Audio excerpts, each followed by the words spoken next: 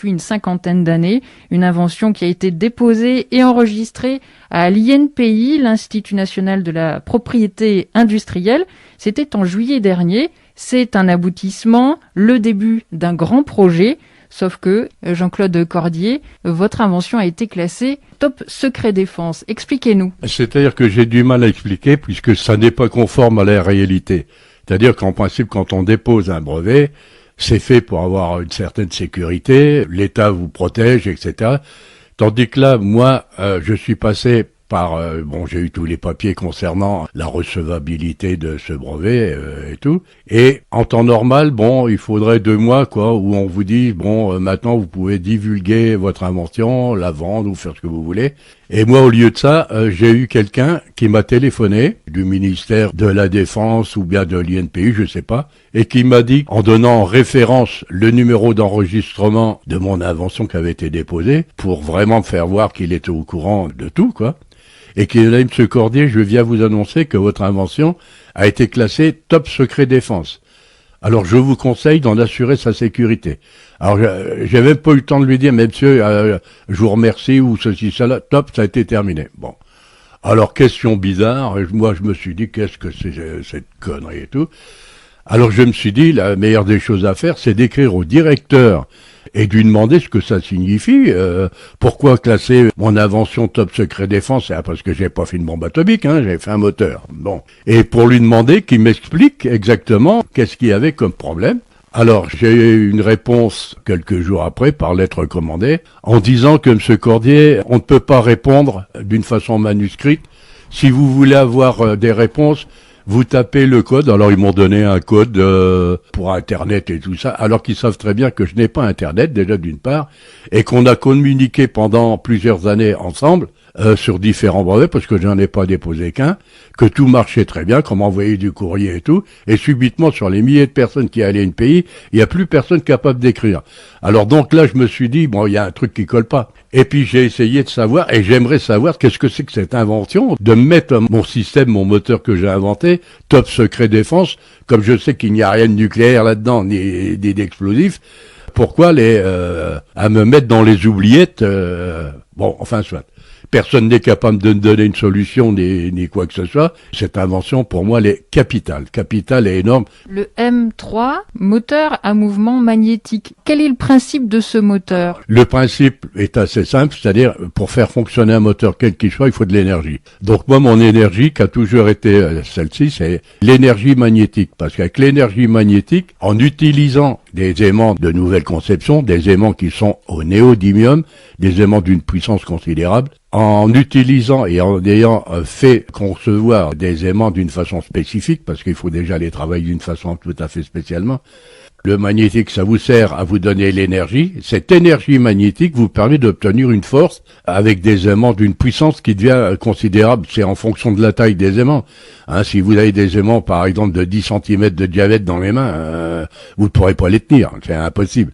Donc, en se servant de cette force, j'ai réussi à générer et à créer un mouvement qui est entretenu par l'énergie magnétique qui, elle s'épuise pas. Comme j'avais expliqué déjà à certains scientifiques qui critiquaient, mais qui n'avaient aucune connaissance dans ce domaine, que l'énergie magnétique pouvait se conserver à peu près pendant presque un siècle. Et je disais en exemple, vous prenez un vélo de la guerre 14 qui ne sert plus, vous montez dessus, vous pédalez, vous mettez la dynamo, vous avez toujours de la lumière.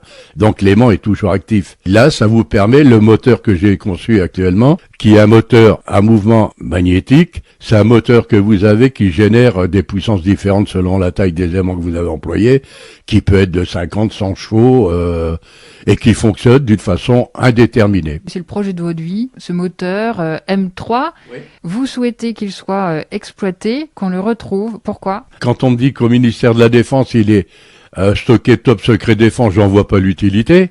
Mais chaque fois que j'essaie d'avoir des renseignements, c'est confus, on ne me répond pas, je ne sais pas exactement où il en est. Et moi, ce que je veux savoir, c'est mon brevet. J'en suis le seul propriétaire, c'est moi qui en suis l'inventeur. Je veux que celui-ci me serve quand même au moins à gagner ma vie, déjà, d'une part. Hein. Vous souhaitez qu'il soit exploité. Ah oui, absolument. Pourquoi? Quels sont les intérêts pour la population, pour la nature également. Pour la nature, c'est immense. Maintenant, le moteur par lui-même, quand je vois que vous avez des moteurs, que M. Macron subventionne à coups de milliards, le moteur à hydrogène par exemple, qui pour moi c'est un moteur qui est déjà, pas à exclure tout de suite, mais d'une conception qui va coûter la peau des fesses, et d'une maintenance pratiquement impossible. Moi, mon moteur, puis un moteur qui va vous donner une autonomie sur une voiture qui va pas dépasser les 500 km. Moi, mon moteur, une fois qu'il est conçu, ça vous donne une distance illimitée. Par exemple, je vais vous donner une idée. Vous prenez une voiture conçue par moi avec le moteur qui est le mien, vous le mettez sur déroulement à billes, sur une cale, vous faites tourner cette voiture à 50 km/h et vous le faites tourner comme ça pendant 10 ans. Au bout de 10 ans, vous avez fait 5 600 000 km. Donc ça vous donne, vous voyez, les capacités de l'autonomie de ce véhicule, puisque l'énergie qui sert à alimenter mes aimants, elle ne se consomme pas. Elle reste en stock. Les aimants en iridium, c'est leur avantage, c'est que les aimants conservent leur capacité magnétique, mais eux déclenchent une force qui est terrible, quoi. Et tant qu'ils auront l'énergie derrière, ils vont fonctionner. Et puis alors, par la suite, ce moteur, quand on voit que dans le monde entier, vous avez à peu près 10 milliards de moteurs qui existent en tout genre, je passe du moteur du lave-vaisselle, de la machine à laver, du frigidaire, de tout ce que vous voulez, des moteurs de voitures, des moteurs de bateaux, de moteurs d'avion, tout ça, ça rentre en ligne de compte. Et comme je disais dernièrement à des personnes qui suivent ce dossier, mon moteur, vous le prenez, moi je vous fais, avec la taille, disons, d'un groupe électrogène qui aurait la taille d'un super congélateur, un coffre de congélation, j'arrive à vous faire à peu près 20 kilowatts avec ce coffre. Ce coffre, vous le mettez chez vous dans un pavillon, un appartement, vous avez l'énergie gratuite pour le restant de vos jours. Maintenant, si à la construction d'immeubles, les industriels sont contraints de monter en même temps un espace pour installer une centrale électrique, vous allez avoir des immeubles qui vont être alimentés en électricité d'une façon totalement indépendante. Vous allez éliminer tous les câbles électriques qui se baladent dans les rues, les pylônes haute tension. Tout ce que je vois là, j'ai vu dernièrement à la télé des détails que Total faisait avec des hectares de panneaux voltaïques pour avoir un petit peu d'énergie, etc. Ça coûte une fortune, c'est inimaginable, alors que moi, vous n'avez pas besoin de passer par Total. C'est comme votre voiture, vous aurez plus de pompe. Vous avez votre voiture en bas de chez vous, vous voulez faire 1000 km ou 2000 km, vous les faites, vous n'arrêtez nulle part. Vous êtes totalement indépendant, et vous pouvez être indépendant de la même façon au point de vue énergétique. Parce que votre voiture, à partir du moment où elle fabrique de l'électricité pour son énergie propre, vous allez faire du camping, vous voulez faire du barbecue. Si vous avez une prise électrique au cul de votre véhicule, vous le branchez, vous faites marcher votre barbecue électrique, ou vous alimentez votre caravane. Donc il n'y a pas de limite. Alors dans l'avenir, pour les Verts, qui envisagent beaucoup de solutions, déjà, moi, dans les 10 ans à venir, si mon moteur est mis en application, dans les 10 ans à venir, il n'y a plus de centrales nucléaires, ça ne sert plus à rien, puisqu'ils n'ont plus à produire d'énergie électrique. Ça devient indépendant et autonome pour chacun d'entre nous. La voiture, c'est pareil, il n'y a plus de fumée, parce que mon moteur, quand il fonctionne, non seulement il ne pollue pas, il ne consomme pas de matière, il ne fait aucun bruit, il peut fonctionner sous vide d'air, il peut fonctionner sous l'eau, il a une autonomie qui est totalement indéterminée. Je compte à peu près pour 100 ans, disons 90 ans. Tout ça, ce sont des avantages qui, pour les écologistes, sont gigantesques. Vous avez des bateaux, un avion, imaginez un petit avion, un avion de club, vous avez un système de moteur comme le mien. Les drones, ça devient pratiquement un drone, mais lui, au lieu de tourner 24 heures, il peut rester un mois en l'air, sans se poser. Donc imaginez que vous avez un avion style d'une caravelle, où vous pouvez manger à bord, dormir, avoir une baignoire et tout ça, vous tournez, vous êtes pratiquement devenu un satellite de la Terre. Alors tout ça, vous voyez, ça vous donne des quantités de solutions qui sont immenses d'ailleurs. Jean-Claude Cordier, vous avez déposé 4 brevets à l'INPI. Vous l'avez dit, ça fait une 50aine d'années que vous travaillez sur le M3. Vous aviez 26 ans. Alors, quelle a été votre formation? Quel a été votre parcours professionnel? Je suis ingénieur issu de l'aéronautique. J'ai été pilote moi-même, j'ai fait beaucoup de choses dans ma vie, j'ai été chef d'entreprise, j'ai beaucoup de choses, mais si je m'étale là-dessus, il y en a pour une éternité.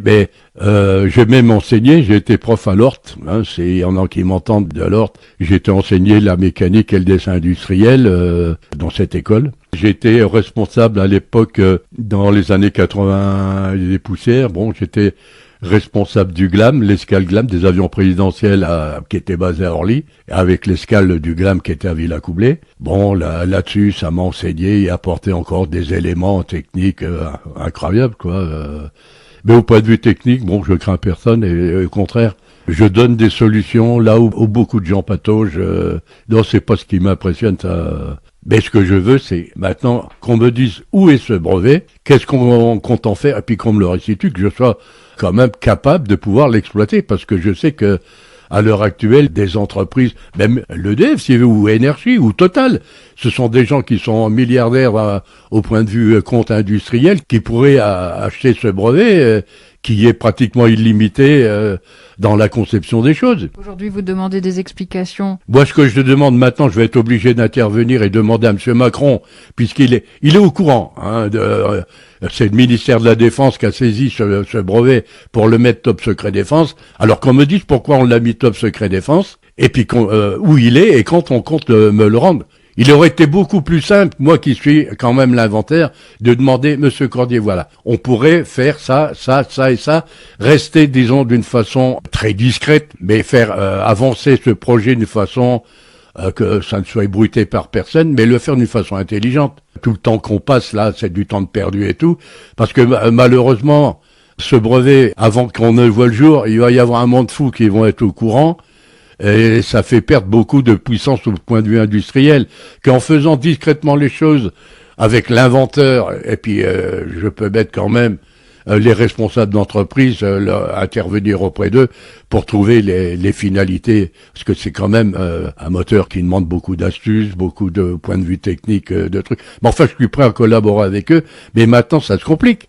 Puis alors, ce qui m'inquiète le plus, quand j'ai entendu que vous aviez le colonel des renseignements généraux français qui a été arrêté aux États-Unis pour avoir fait de l'espionnage au profit des Russes, ça pose quand même des questions. Vous avez certainement entendu à la télévision l'information concernant cette dame qui était industrielle, où 2 agents de l'État, des agents des services secrets français, ont essayé de l'assassiner. Ils sont en prison maintenant, mais enfin, on a bien essayé de le faire. Et qui me prouve qu'on va pas venir ici à un accident de voiture ou je sais pas, m'arriver quelque chose à le dossier. Parce que maintenant, étant donné qu'il est à l'INPI et puis au ministère de la Défense, n'importe qui peut en faire des photocopies, puis en disposer à leur avantage. Donc, je me pose trop de questions et je veux qu'on me réponde. Merci beaucoup, Jean-Claude Cordier, d'avoir répondu à nos questions.